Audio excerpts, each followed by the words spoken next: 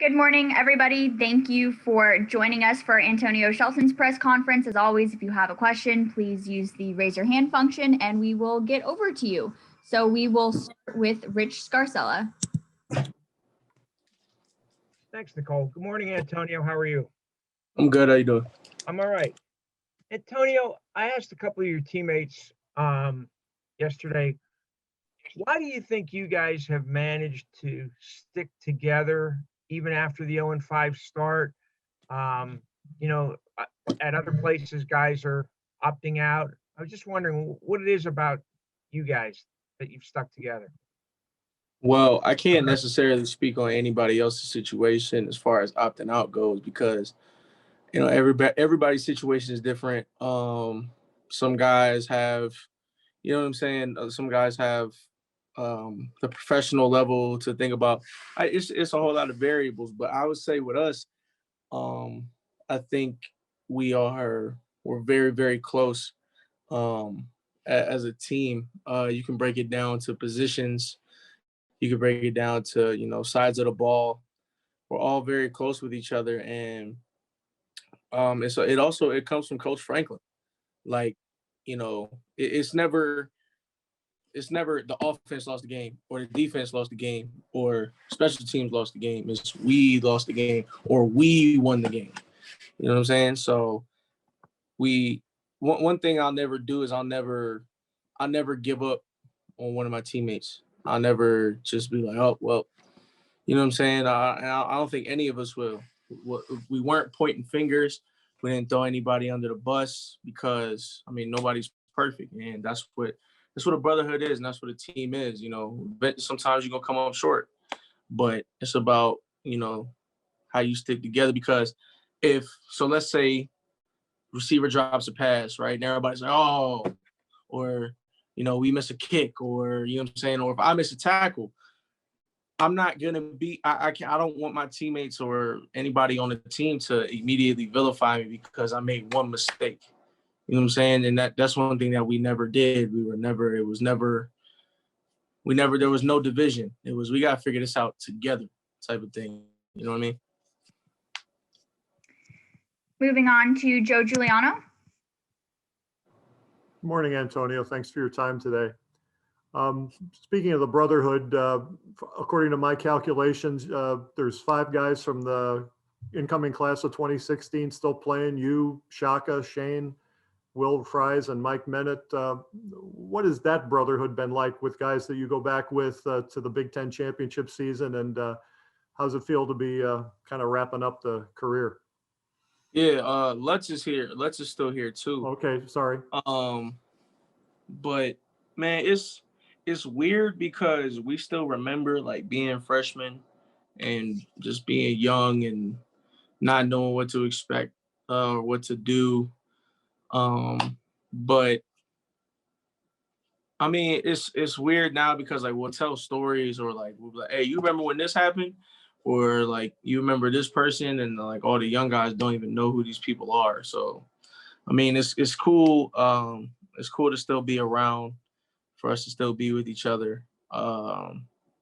It's just weird, man. Like we're just old men now. Like we came in here as like 18-year-old kids, and now we feel like old men who have seen it all, done it all that type of stuff. So it's cool. It's definitely it definitely causes a lot of reflection. You know what I mean? Just thinking about how things were and how things are now and how things are going to be with everybody. Nate Bauer. Hey, just kind of piggybacking off of that. What is it like being around young guys on the team? Like, how do you feel now when you interact with a true freshman? Man, first and foremost, it's easy to identify like behaviors that they have that I used to have, or like mistakes that they make that I used to make. And so now I just take it as an opportunity to just to educate them and help them out. Because when I got here, I had I'm very thankful and very fortunate to walk into the position room that I walked into. Outside of having Coach Spence, you know, I had guys like Kurt, Parker, Torrance, Sharif, Buck, like guys like that who were really who really taught me how to, you know, navigate this. Because like coming in immediately, you know, it's not an easy thing to navigate all the way. So I think now it's my turn to always make sure I give them like some little piece of game. Like, hey, make sure that you're doing this. And it's like the super little things that I've picked up on.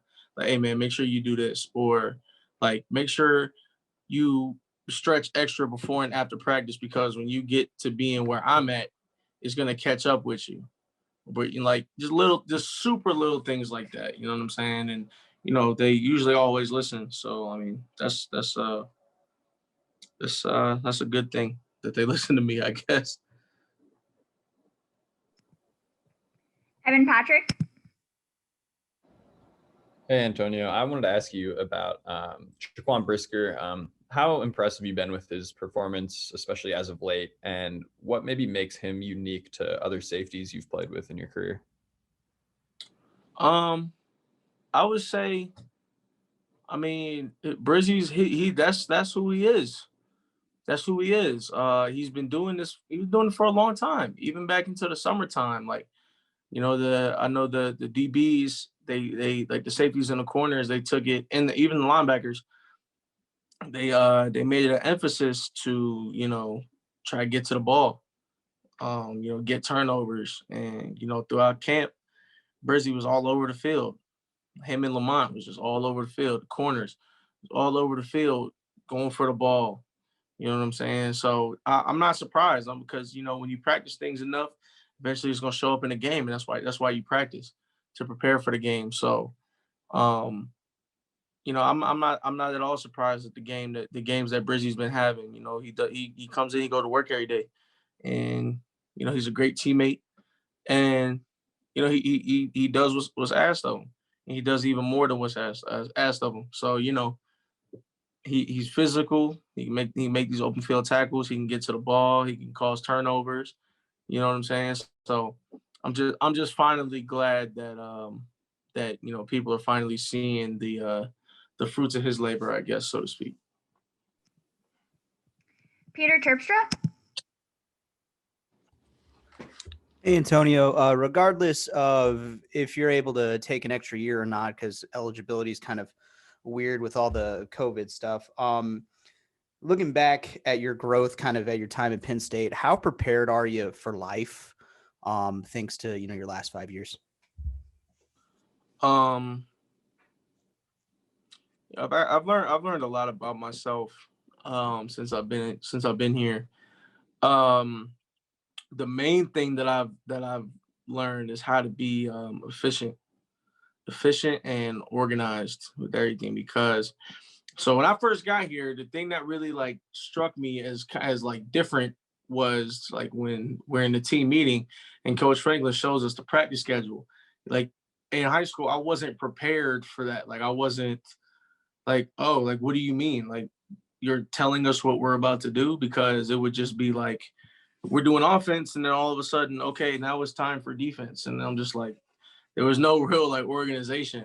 So when I got here, that's one thing I figured out. I'm like, okay, I figured out how to be process oriented, little habits. You know, I never like being late for anything, but you know, it's a clear emphasis here. You know what I'm saying? You gotta be very early to meetings. Yeah, I also learned, you know, what hard work really is. You know, I thought I had a grasp of what hard work was, and then you go through your first set of winter workouts and you realize you have absolutely no idea what hard work is.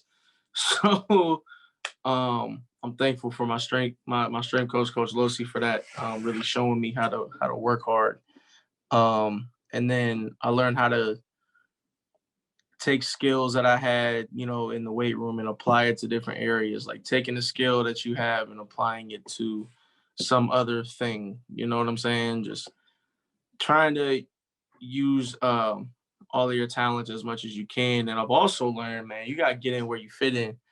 Like, you can't be nobody else but you. Like, I'm not some Aaron Donald type of D tackle, man. Like, I'm not out here swimming blocks, getting triple teams, spinning around people and still making a sack. Like, that's not me, bro. And I struggled with that for a long time, but then I just realized, like, bro, you got to do what works. You got to do what works for you. You know what I'm saying? You got to get in where you fit in and play your game. It's a lot more that I could go into, but I think as far as life goes, I think the skills and the things that I've learned here are very, very valuable that I'll carry on. Tyler Donahue. Good morning, Antonio. We appreciate your time. Wanted to get back into that senior eligibility thing because James Franklin told us yesterday that the conversations are just different right now with your class because of that kind of hanging in the air with the NCAA rule change. Are you going to go into those postseason conversations with an open mind? Do you kind of feel like you know where you want to be in 2021, whether it's on a college campus or pursuing the next stage of your football career or whatever you want to do in life? How are you kind of wrapping your head around this opportunity that none of you expected? I'm gonna be honest with you. I'm not thinking about it too much. The only thing I'm really focused on right now is the task at hand. The task at hand is playing Michigan State on Saturday. I can't, you know what I'm saying? I can't think too far ahead or, anything like that. I have to completely stay focused on what the task at hand is, because if I let other things distract me, I'm not going to be able to put my best foot forward. You know what I'm saying? And help my team win a game. So I know it's a different thing. I'm fortunate. I think we're fortunate that, the NCAA gave us that opportunity. But I'm just still really focused on the season right now, what's left of it. Rich Garcella. Antonio, Joe asked you earlier about the guys that you came in with, and one in particular is from my area, Mike McGhee. What were your first impressions of him, and what have you taught each other, and how has your relationship evolved? Man, Mike, one thing I learned very quickly about Mike is that Mike's he's very consistent. He's like, how do I explain Mike? He's first of all, he's a good friend. He's a great teammate, great friend, great dude. It was funny, actually. Like, me and Mike had a moment. We had a moment our freshman year at a concert. We were just sitting there and like just enjoying the music, and like we just had this moment, and he was like, bro, we can do anything. Like, he was like, dog, like we really could come in here and like really win championships and do whatever it is that we want. And he was like, bro, like we really have a chance to be great. I'm like, yeah, dude. Like, it was just this moment. And like when I did my share in front of the team, like I talked about it, it was crazy. And like ever since then, like, me and Mike hit each other every day in practice for a couple periods. So I would definitely say he's made me a better defensive lineman without a doubt. He's very consistent. Like Mike is a lot strong. He's very strong. He's very, very strong. He's always he can move very well too. Like his pro shuttle is crazy. He's very resilient. He battles through a lot of things. He's not a guy that complains a whole lot. He just shows up. He goes to work. I got a lot of respect for Mike, and I know, however this thing goes, he's gonna end up on somebody's roster. I know he is. He's gonna end up on somebody's 53-man roster in the future. Like I just know it. Audrey Snyder. Hey, Antonio, good morning. Hope you're well. I wanted to ask you something that your teammates were asked yesterday regarding COVID and all the sacrifices you guys have made just to get on the field this year, to have an opportunity to play. Shaka said that we don't really kind of know half of it, that, you know, after games, nothing's normal. You guys are huddling around TVs, watching games, that kind of thing. What are maybe some of those sacrifices that you individually have made just to get on the field this year? Well, I mean, first and foremost, like Shock said, man, there's nothing to do. So, I mean, I don't,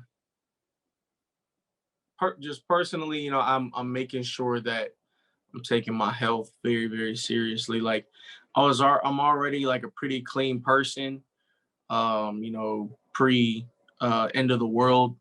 But now I'm like in like overdrive. Like I got Clorox wipes all over the place. Like I'm not around people who aren't on the team pretty much. Like I'm just really not. I think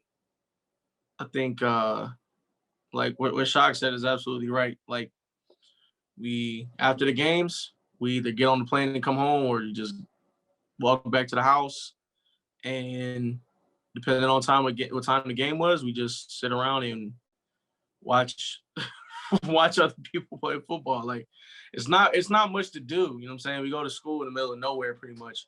So and there's not a lot of people here. Just because, you know, for the school sending people home and you know what I'm saying, like the way that they structured the semester.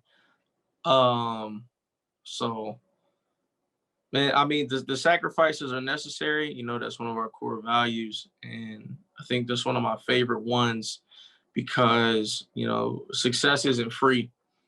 There's always something that you got to sacrifice in order to, you know what I'm saying, to be successful in whatever you want to do. So, yeah, it's definitely been weird, like not being able to, you know, be around people, but you gotta stay in the house, bro. Like it's either you stay in the house or you out for 3 weeks. Like, what do you want to do? So, you know. We have time for 2 more questions. First, we'll go to Partha Padye. Hey, Antonio, appreciate you doing this. Thank you. I got here a little bit late, so I'm not sure if you've been asked this already, so I'm sorry if you have. But, you know, throughout your, 5 years at Penn State, obviously there's been times where you probably felt like you were on top of the world. You know, y'all won 11 games last year, won a Cotton Bowl. With this year just being what it is, in terms of, COVID, no fans, starting off by losing 5 games, at what point in this year did you kind of come to terms with this is the reality of your senior year, and how did you cope with that? Man, I'm still on top of the world, man. Bro, I'm just a kid. I'm just a kid from Columbus, Ohio, man, who didn't have very many offers out of high school. I thought I at a certain point, I never thought I was going to play college football. I've been playing football since I was 5. I'm 23 now. Still on top of the world, man. Like, even though there's no fans in the stadium and ain't nobody's going to be out there, you know what I'm saying, for senior day, except like our parents, bro. But like, man, I have a degree for free, at least monetarily wise, it was free. Like, I don't know, man. Like my mom texted me yesterday, showed me she put my degrees in frames. Like, bro, I'm the only person in my family with a college degree, man. So I'm playing big time ball in one of the best conferences in the country in college football. I play for a historic program. I'm a letterman. I'm a part of the second biggest alumni base. I don't know if it's first or second, but like this huge alumni base. Like, bro, people care about what I think for the time being. Like, bro, I'm still on top of the world, man. Like, regardless of what happens. Like, as a kid, if 5-year-old me looked at 23-year-old me, you know what I'm saying? There are certain things that are different. I definitely thought as a kid, I'd be in the NFL by now. You know what I'm saying? But if little me looked at me right now, I 100% know that little me would be happy. So that's how I think about things. Like I worked way too hard to get to where I'm at. And the one time adversity hits, to be like, oh well, I guess it was all for nothing. Can't do that. You know what I'm saying? We'll go to Matt Rudisil and then Rich Scarcella. You'll finish us out. Awesome. Thanks, Antonio, for your time today. So while we're on the subject of reflection over your career, maybe just answer this, but if you could pick one or two moments over your Penn State career to define your legacy, what would they be?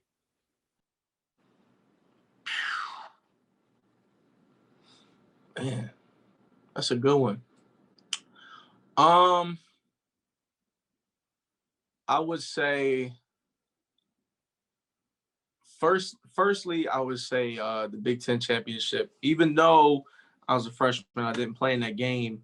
To me, it kind of set a tone with me, and it's something that I, for a long time, have aspired to do again, because I have tremendous respect for the guys that went out there and did it. Because now, as an old man, I understand how hard that is.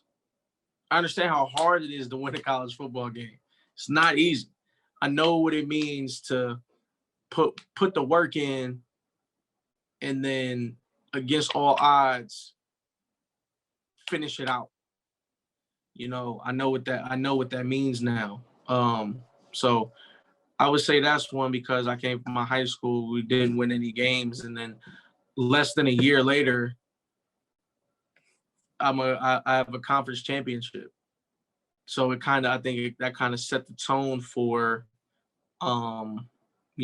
my thought process. As far as number two, I mean, I think there's a lot. There was one specific play when we played Wisconsin in 2017. It was one specific play where they brought basically two extra O linemen that wore eligible numbers and stacked them right behind the O line. And it was power. They're running the ball right there. This is Wisconsin. You know what I'm saying? So, and I looked at them, I seen it, and I was like, oh yeah, it's coming right here. Like, I said it out loud. I was like, it's coming right here. I'll see you in a second. And it was like a fourth down stop, and we stopped them. And I was just like, yo, it was a crazy feeling. And then obviously I would say the sack that I had against Justin this year, just because it was my first solo sack of my career, and it happened to be, you know what I'm saying, in Beaver Stadium. My mom almost fainted, so I think that was cool. Those are some moments that I would say that are prevalent to me. Go ahead, Rich. Antonio, understanding and acknowledging the team's 1-0 mentality, how much more significance does this game Saturday have, considering it's your last at Beaver Stadium and that you guys haven't won a home game this year? I understand, how people's emotions can be high, but I'm an emotional person myself. But however, like I said, one thing I've learned here is how to be efficient and process oriented and detailed. So you can't, football is an emotional game, but you know what I'm saying? I don't think about outside factors like that. All I know is that my key in this play is either the guard or the center, and I have to hold this A gap or this B gap, and I got to do my job. And because I know the other 10 guys are relying on me, and I'm relying on the other 10 guys. Potentially the last game at Beaver Stadium for me. It's not how I imagined it, obviously, but also, like I said, I'm still on top of the world, man. Like, it's a special place, because you can look up in there, you can just be in that stadium, and you just look around, and you can remember all the crowds and how, just the environment, all the people, like walking through the tunnel, you know what I'm saying? coming into the locker room, they got the music on, and you know what I'm saying? Guys just all over the locker room having fun, going out, playing the game, coming back in the locker room with a win and the lights is on and everybody dancing and all that. So, you know, it'll feel a little weird. I'm sure it will, just because, you know, when after the seniors come out and they do their thing, and they come back in the locker room, it's always like a standing ovation for them. Everybody always claps for them, but it's just like, I never thought it would be me. You know what I'm saying? Like, it's just you don't think about putting yourself in that situation until you're in it. So it'll definitely be an experience. I'm excited for it. Excited to go out and play again. And hopefully, you know what I'm saying, we end this, you know, the right way. Thank you, Antonio, for your time this morning, and thanks all for joining us. Have a good rest of your day. Thank you, Antonio. Great job. Thanks, Antonio. Appreciate y'all. Thank you.